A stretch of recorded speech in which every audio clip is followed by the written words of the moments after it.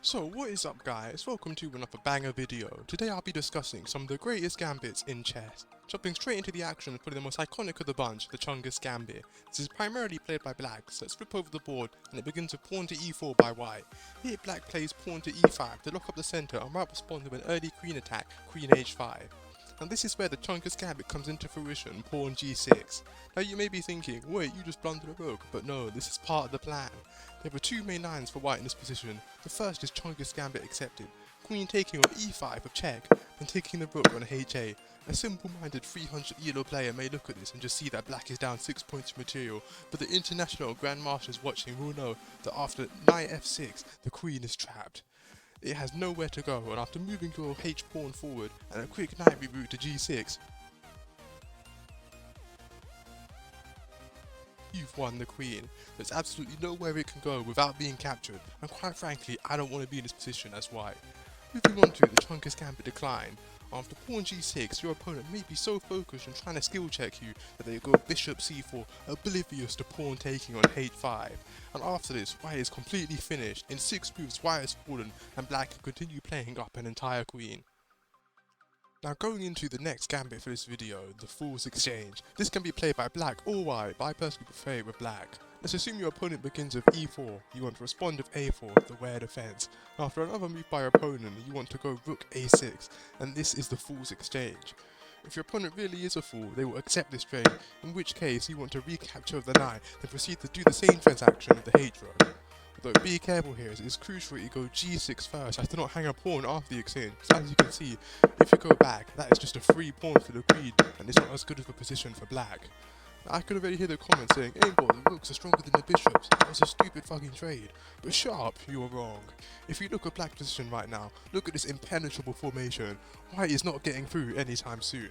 In addition to this, white has a severe weakness along their diagonals due to the earlier trades, so this is just not as good of a position to be in.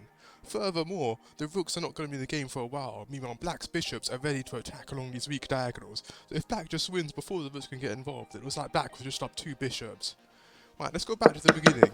So what happens if your opponent declines the Fool's Exchange? Well, first of all, they're a fucking idiot. Genius! And you should pay close attention to how you play around the Fool's Exchange declined.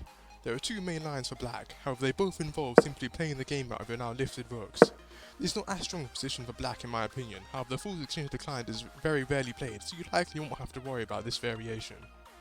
Alright, now moving on to a gambit I only recently discovered when it was played against me in the grand finals of a massive chess tournament, the Sad Gambit. This one's a little unique since it can only really be played in mid to late game. I already know what you're thinking, gambits can only be played in the opening. Well, that's where you're mistaken, as the Sad Gambit is an exception to this. Now going into the details of the gambit itself, the Sat Gambit refers to any gambit where you sacrifice a rook to a knight for a huge positional advantage. I'll be using my game from the grand finals against who I believe to be the founder of the gambit for this demonstration. So here we can see the rook is under attack, but instead of rook to f6, so if takes, we instead want to go pawn h5, almost forcing the Sat Gambit.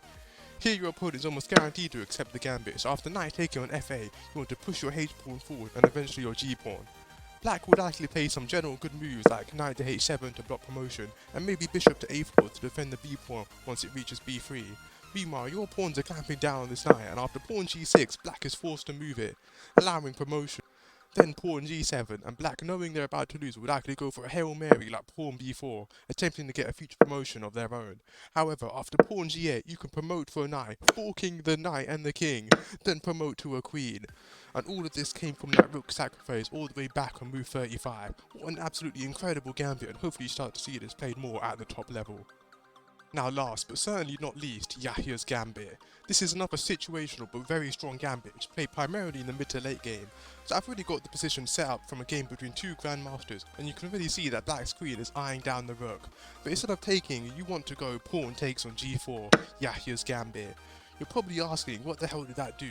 Now, I don't know, but this has been played one time at the top level and was successful that one time, therefore it works 100% of the time. You're probably also asking, how was that even a gambit? Well, a gambit is when you sacrifice material for positional advantage, and I'd say the brain cells you're sacrificing by playing this is a significant amount of material. Now for the positional advantage you're getting, really was just a dog shit move, aha! Now that Yahya's gambit has been completed, your rook now dominates the h-file, and you can just pick up a free pawn. Meanwhile, white's bishop, rook and knight are all trapped because if any of them get moved, white will be losing even more material. This is an absolutely crushing position to be in as white, and it's no wonder that Yahya then went on to devastate his fellow grandmaster for the rest of their game. So there you have it guys, the 4 best gambits in chess history. Now that'll be it for today's video. I hope you enjoyed it. Don't forget to hit that like button, smash subscribe and turn that notification bell on. I look forward to seeing you in the next video.